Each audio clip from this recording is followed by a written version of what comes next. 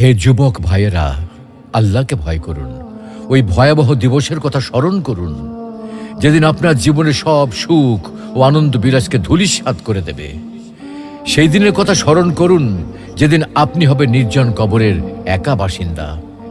সেদিনের কথা স্মরণ করুন, যেদিন আপনার সন্তান সন্ততি, স্ত্রী, পরিবার, আত্মীয় স্বজন, পাড়া প্রতিবেশী, ধন সম্পদ, বন্ধু বান্ধব সব কিছু থেকে আপনি বিচ্ছিন্ন হয়ে যাবেন।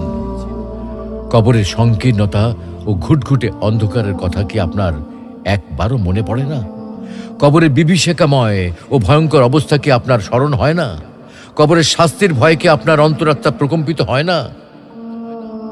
মুনকার নাকির ফেরেশতার দয় প্রশ্নের সঠিক জবাব কি আপনি দিতে পারবেন? একথা একবারও কি ভেবেছেন?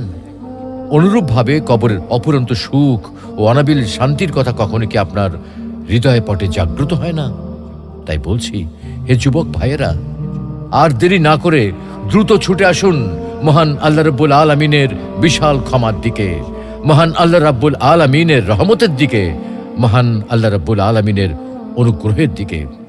মহান আল্লাহ রাব্বুল আলামিন আপনাদেরকে বলছেন, তবু কি তারা আল্লাহর কাছে তওবা করবে না এবং তার কাছে মাপ চাইবে না? আল্লাহ অত্যন্ত ক্ষমাশীল,